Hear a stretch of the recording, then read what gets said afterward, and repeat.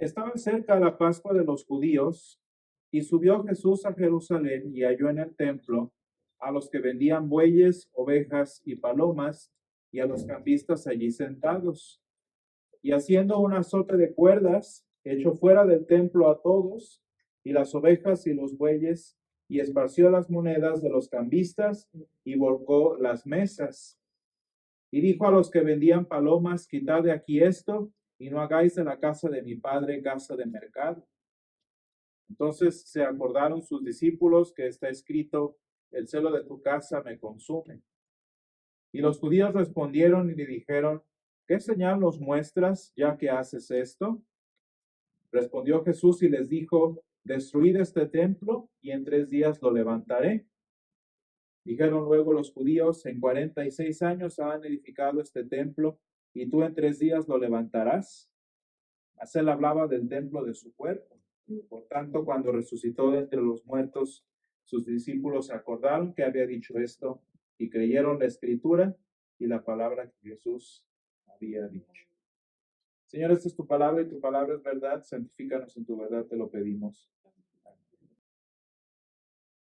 Hermanos, estamos ya empezando la segunda mitad de la Cuaresma, y si se fijan, nos cambiamos de libro porque vamos cronológicamente. Estábamos en San Marcos y ahorita estamos en San Juan, y llega muy a propósito en nuestro calendario la lectura del pasaje de hoy, que es la purificación del templo, en razón de lo que hemos venido estudiando todo este tiempo, y no nada más de lo que hemos visto en particular en el sermón y en los estudios de la semana, sino también el propósito general de la Cuaresma, ¿sí? Que si ustedes se dan cuenta, el morado, los himnos, la temática en general, tiene mucho que ver con este epígrafe que dice en nuestro pasaje de hoy en San Juan 2, del 13 al 22. Vean cómo dice el titulito que nos sugieren allí. Dice: Jesús purifica el templo, ¿no? Y vean más o menos, de hecho estamos por la época, dice que se acercaba la Pascua. No sabemos exactamente cuándo, pero ya estaba muy cerca la Pascua. Nosotros estamos a 3 semanas, ¿sí? 3 semanas de Semana Santa. Y el evento, el suceso que nos interesa en esta mañana es precisamente este día en el que Jesús, sin una razón específica aparente, llegó al templo, y dice que con látigos, naturalmente con fuerza y con todo el peso moral que seguramente ya tenía para este momento, termina por echar a todos los vendedores que pues técnicamente no estaban haciendo algo fuera de lo normal. Esa era la costumbre, de hecho, dentro del contexto del servicio del templo. Y para que lo entendamos en contexto, fíjense bien, los animales y los cambistas no estaban en el templo, o sea, no estaban adentro del santuario, estaban en el atrio, ¿sí? Y de hecho, muy seguramente estaban en la parte de los gentiles, que si a esas vamos, pues recuerden ustedes que para muchos judíos un gentil era igual que un animal. Así que, pues dentro de lo social, fíjense bien, que estuvieran vendiendo animales en aquella parte seguramente del templo, pues no era algo malo. Pues digo, si entraban gentiles, que no entraban animales, ¿no? Más en un contexto que si ustedes han visto alguna vez una película o alguna escena de que se ve a Jerusalén, pues es una ciudad que está muy, muy cargada de bullicio, tráfico, ni siquiera hay para carros, pero imagínense, con las carretas basta. Y entre muchas cosas tampoco hay espacio para tener animales. Muchas de las veces que los judíos llevaban los animales puros que se necesitaban para sus sacrificios en el templo, pues hasta era mejor que los compraran allí. ¿Qué tal que se les lastimaba el corderito que llevaban para el sacrificio y con ese defecto ya no podían sacrificarlo? Es decir, que dentro de lo social, dentro de lo práctico, pues el que estuvieran los cambistas y los vendedores allí, pues era lo normal. no estaban violando ninguna ley social, no estaban violando técnicamente ninguna de las leyes de nuestro Dios, estaban ofreciendo hasta un servicio para el templo, y sin embargo Jesús, les digo, sin una razón muy específica, reacciona de esta manera, ¿sí? Reacciona de esta forma particular y corre a todos, esparce a los animales, tira las monedas. Y lo que me llama la atención es que los judíos, que son este eufemismo para los enemigos de Jesús, le dicen: ¿qué señal nos das? O sea, que haces esto, pero como que ¿por qué? ¿Qué te respalda para hacer este escándalo, ¿no? ¿Qué es lo que tienes tú por decir o por hacer o ser como para que saques a todos los vendedores? Este sistema que pues funciona bien y técnicamente no está mal. Y hermanos, es muy interesante la respuesta que da el Señor Jesús, porque número uno, no les da una respuesta directa como rara vez lo hace en San Juan, pero también número dos, porque ellos no lo entienden. De hecho, de eso se trata el versículo 22. No lo entendieron cuando Él les respondió, y tampoco Jesús les responde directamente por una razón muy específica. Fíjense bien. Ellos le decían: ¿con qué autoridad dices esto? O sea, ¿quién eres? ¿Qué hicimos mal? ¿Qué sucedió? ¿Quién te puso en el lugar para que hagas este escándalo a propósito de lo que nosotros estamos vendiendo? Si no estamos haciendo nada malo, no estamos adentro del templo, estamos en el atrio, estamos en la parte de más lejos, ayudamos al servicio. O sea, entonces, ¿qué es el problema que tienes con nosotros? Porque les puedo asegurar que no fue la primera vez que Jesús pasó por el templo. ¿Sí? Jesús ya había pasado muchas veces y esto era costumbre, a grado de que ya se ve que están acostumbradas las personas. ¿Qué pasó en ese momento? Y yo creo que para entenderlo es muy relevante que veamos una de las primeras historias que vemos en este mismo evangelio, que de hecho lo tenemos en el capítulo anterior, en el versículo 29. Muy interesante que lo entendamos. Dice el versículo 29 del capítulo 1. El siguiente día vio Juan a Jesús que venía a él y dijo: he aquí el Cordero de Dios que quita el pecado del mundo. Hermanos, es una forma muy sencilla y muy primera para explicar qué pasó con el Señor Jesús. Era que su intención era mostrar, número uno, que la salvación ya no está en el templo, que la salvación ya no es a través de sus sacrificios con los que se está haciendo negocio, la salvación está en su persona. Al grado de que ellos le dicen: ¿con qué autoridad haces esto? Y él habla del templo en donde se efectuaban y se iban a efectuar los sacrificios. Y dice el versículo 21 de nuestro capítulo: mas él hablaba del templo de su cuerpo. Eso es interesante, ¿no? Jesús le está diciendo: es que no es el templo este, es el templo que ahora es mi cuerpo. Pero vean, ni siquiera lo entendieron, ¿no? Hasta le dicen: nos tardamos 46 años en edificarlo y tú lo vas a levantar en 3 días, ¿no? Eso es algo importante para tener en contexto. Jesús está cambiando el concepto que se tiene del funcionamiento del templo. Sin embargo, hermanos, el aspecto que quizás más nos interesa a nosotros como iglesia es las instancias y las formas en las que nosotros caemos en este mismo sistema de normalidad. Como le decían ahora, es muy interesante, hay un filósofo que está explorando los alcances es un filósofo chileno, perdón, y está hablando de los alcances de la pandemia y aborda desde una parte muy profunda a qué le llamamos nueva normalidad. Y bueno, ya ahorita ya pasó, pero qué triste es eso, ¿no? Esa realidad que le llamábamos nueva normalidad. Y no sé qué es lo más triste, si lo nuevo o lo normal. ¿Por qué? Pues porque en aquel momento, justo después de la pandemia, tuvimos que aprender a vivir de cierta o tal forma, ¿no? Aprender a vivir a través de cristales, a través de pantallas, a través de mascarillas. Una realidad social muy interesante, hermanos. Que les digo, no sé si lo triste es que estábamos allí, que llegamos hasta ese punto, o que eso iba a ser lo normal desde ese momento. Y es que, hermanos, cuando nosotros analizamos la realidad humana, es muy triste caer en las normalidades, en lo normal, en lo cotidiano. No se diga, por ejemplo, los casos de violencia intrafamiliar. Qué triste, hermanos, es darnos cuenta que una mujer en la mayoría de los casos también los hombres, no se da cuenta que lo que está haciendo, lo que está viviendo, que lo que está experimentando es su normalidad, pero no es normal y no debería suceder. Y lo más triste, hermanos, es que las personas no se dan cuenta porque técnicamente no está pasando nada. Digo, no me ha golpeado, no me ha matado, eso sí ya como que me encendería las alarmas, ¿no? Pero como no pasa nada ilegal, pues es normal. Y así es. Qué triste, ¿no?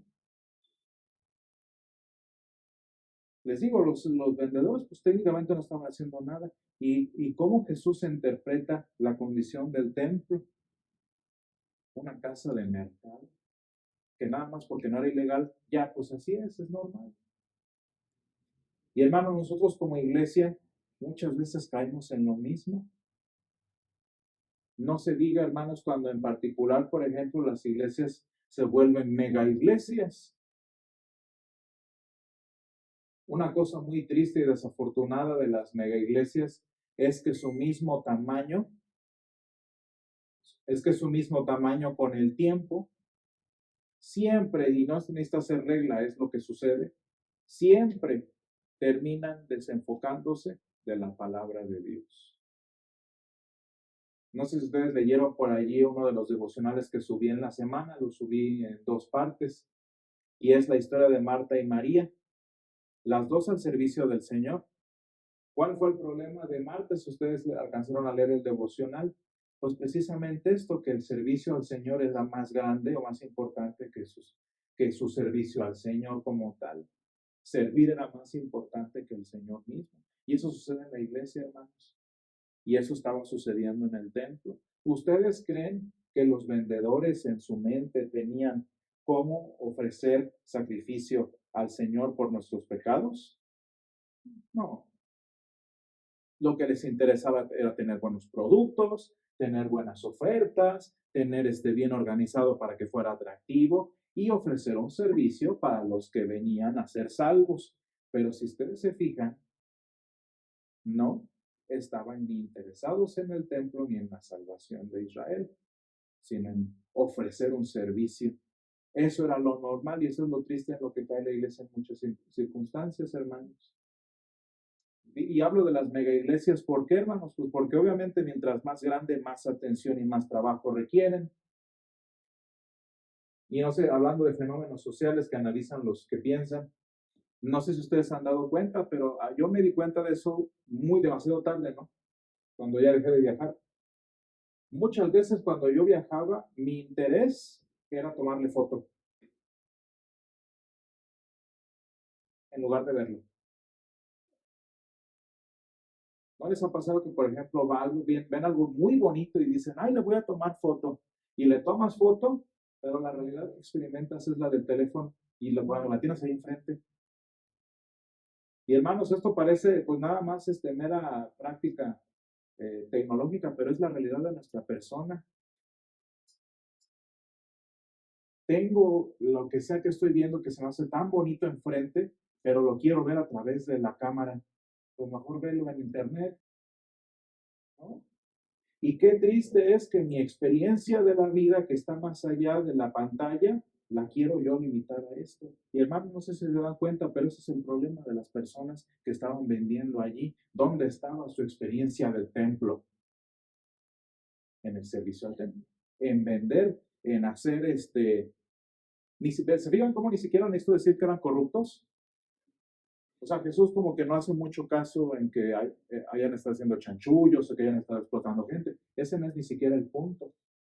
El punto es que tenían el templo. Ellos eran servidores del templo, pero lo que menos les interesaba era lo que el templo tenía por ofrecer, que era la salvación de Israel. Y es muy triste, hermanos, que esto se traduce en el hecho de que cuando Jesús les dice, destruyan este templo y en 3 días lo levantaré, ¿qué es lo que entienden? Pues no entienden del templo que acaba de presentárseles a ellos en carne y hueso y piensan en el templo. Hay los montones de piedra que se los puse en una imagen en el oficio.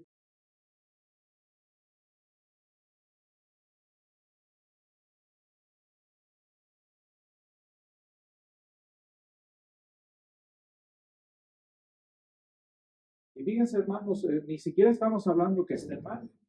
Yo les puedo asegurar que los ministerios que manejan las grandes iglesias no son malos, no ofenden al Señor, pero ¿cuál es lo triste? Que, por ejemplo, los que se encargan de las cámaras en esas iglesias gigantes, lo mismo que dije yo. ¿Creen ustedes que se preocupan en la mayoría de las ocasiones por el mensaje o porque se grabe bien el mensaje?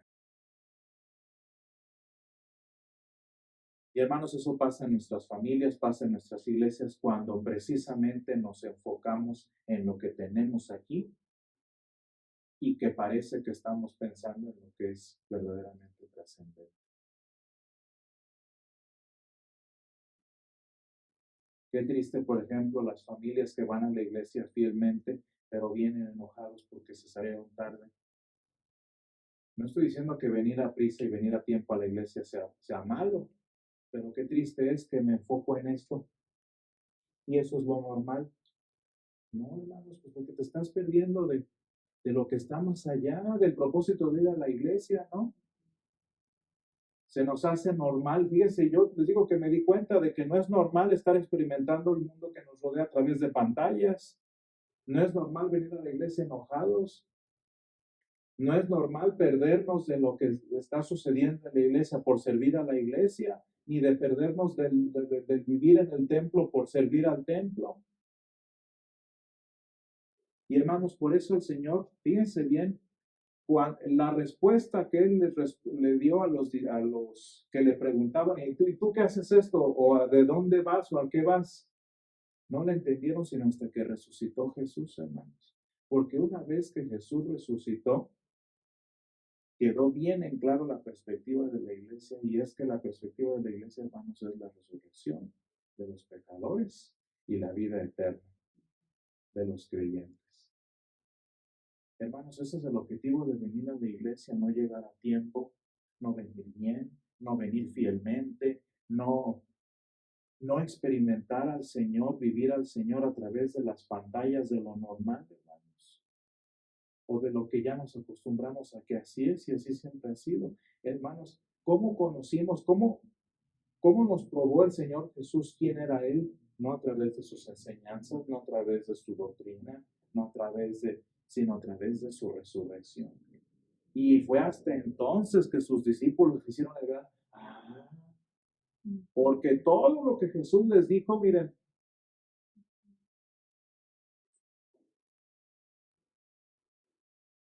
y solo hasta que Jesús les mostró el verdadero propósito de la iglesia, del servicio a nuestro Dios, un propósito más alto, más allá de las pantallas que vemos, más allá de lo que creemos normal, que es precisamente la vida eterna, la resurrección de muertos y pecadores, es que ellos entendieron verdaderamente. Y fíjense qué bonito termina el fragmento de aquí. Es la primera vez que dice esto San Juan.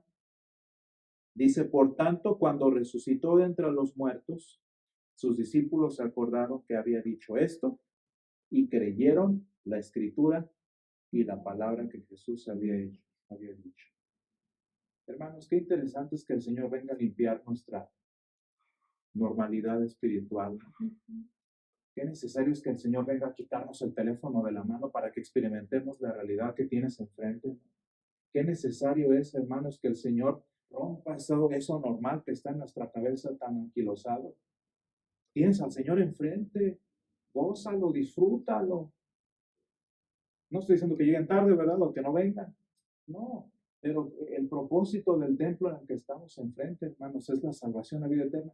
No, nosotros tenemos un propósito más alto que la realidad que nosotros concebimos muchas veces. Y lo más bonito, hermanos, es que para allá vamos. Ahorita el propósito es romper esta realidad que tenemos en Cuaresma para llegar a al verdadero propósito que viene en unas cuantas semanas, que es Jesucristo resucitado. Gracias, Señor, te damos porque tú nos purificas, Señor, porque tú quitas de nosotros todas estas situaciones, Señor, que se crean en nuestra cabeza, todos estos estorbos, todas estas realidades falsas, Señor, en las que experimentamos nuestra vida cristiana, incluso nuestra vida humana, Señor. Y gracias te damos porque tú nos muestras que nuestra vida en Cristo, nuestra vida en la iglesia, Señor, tiene un propósito mucho más alto, Señor. Ayúdanos, Señor, a no ver y a no limitar nuestra visión de ello en en lo que nos parece normal, en lo que nos parece tradicional, Señor, sino ayúdanos a experimentar a tu Hijo que lo tenemos enfrente, Señor. Ayúdanos a vivir con Él, a vivir en Él, Señor, como tú anhelas que lo hagamos. Tú te lo pedimos en el nombre de Jesús. Amén.